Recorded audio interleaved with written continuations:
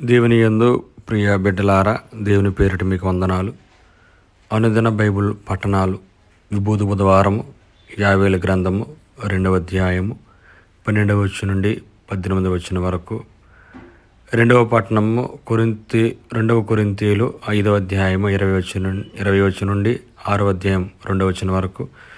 మత్తయి సువార్త 6వ అధ్యాయం 1వ వచనం నుండి 6వ వచనం వరకు మరియు 16 నుంచి 18 వచనాలు. మొదటి పట్టణం యావేల గ్రంథం 2వ అధ్యాయం 12వ వచనం నుండి 18వ వచనం వరకు. ప్రభు ఇట్లా అనుచున్నాడు, ఇప్పుడైనా మీరు పూర్ణ హృదయముతో నా చెంతకు మరలరండు, ఉపవాసముతోనూ సంతాపముతోనూ ఏడ్పులతోనూ నా వద్దకు తిరిగిరండు.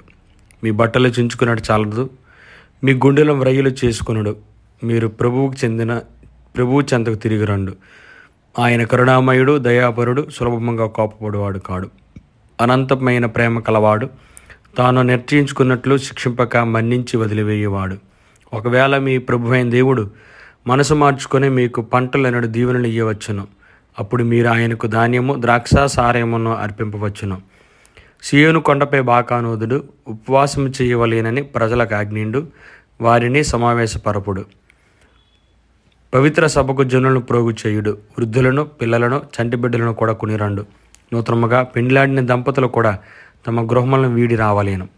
ప్రభువునకు ఊడిగము చేయు యాజకులు బలిపీఠమునకును మండపమునకును మధ్య శోకించుచు, ప్రభు నీ ప్రజలపై దయచూపుము, అన్యజనులు మీ దేవుడెక్కడున్నారని పలుకుచు మమ్ము చిన్నచూపు చూచి గేలి చేయుకుందురుగాక అని ప్రార్థింపవలేను.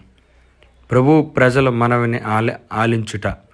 అప్పుడు ప్రభు తన దేశముపై ఆధారము చూపెను, తన ప్రజలను కరుణించెను. రెండవ పట్టణము 2 కొరింథీయులు 5వ అధ్యాయం 20 వచనం నుండి 21 వచనం వరకు మరియు 6వ అధ్యాయం 1వ వచనం నుండి 2వ వచనం వరకు. కనుక మేము క్రీస్తు రాయబారులమై క్రీస్తు కొరకు మాట్లాడుచు, ఇదిగో మేము ఇచ్చట వచ్చితిమి, దేవుడే మా ద్వారా మిమ్ము ఉద్బోధించుచున్నాడు. కావున దేవునితో సఖ్యపరుడు అని క్రీస్తు పక్షమున మేము బ్రతిమలాడుకొనుచున్నాము. క్రీస్తు పాపరహితుడు, కానీ దేవుడు మన నిమిత్తమై ఆయనను పాపముగా చేశాను. ఎలైనా ఆయనతో ఏకమొగట వలన మనము దేవుని నీతిగా రూపొందవలెనని అటులు చేశాను. మీరు పొందిన దేవుని కృపను వ్యర్థము చేయరాదు అని దేవుని తోటి పనివారులమైన మేము మిమ్ము అర్థించుచున్నాము. ఎలైనా అనుకూల సమయమున నిన్ను ఆలకించి తిని, రక్షణ దెమ్మన నీకు తోడ్పడి తిని అని దేవుడు చెప్పుచున్నాడు కదా. అయినచో ఆలకింపుడు.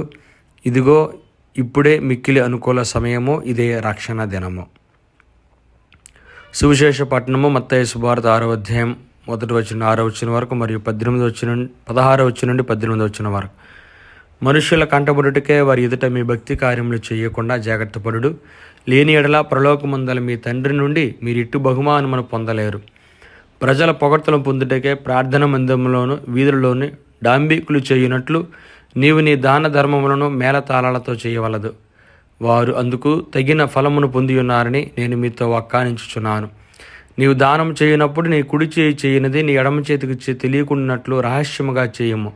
అట్లయినా రహస్య కార్యములలో గుర్తించు, నీ తండ్రి నీకు తగిన బహుమానమును వసగును.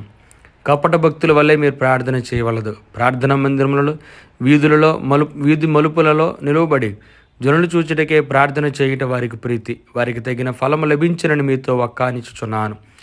ప్రార్థన చేయనప్పుడు నీవు నీ గదిలో ప్రవేశించి తలుపులు మూసుకొని అదృశ్యుడై ఉన్న నీ తండ్రిని ప్రార్థింపుము.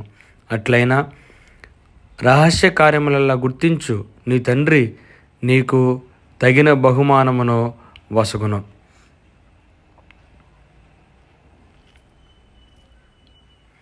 మీరు ఉపవాసం చేయనప్పుడు కపట వేషధారుల వలె విచారవదనముతో ఉండకుడు. వారు తమ ఉపవాసం పరుల కంటబడుటకై విచారవదనములతో ఉందరు. వారికి తగిన ప్రతిఫలం లభించనని మీతో వక్కానిచున్నాను. ఉపవాసం చేయనప్పుడు నీవు తలకు నూనె రాసుకుని ముఖము కడుక్కునము. అందువలన అదృశ్యుడని తండ్రి కానీ మరెవ్వరూ నీ ఉపవాసం చేయుచున్నావని గుర్తింపరు. అట్లయినా రహస్య కార్యములలో గుర్తించు, నీ తండ్రి నీకు తగిన బహుమానమును బాహాటముగా వసగును.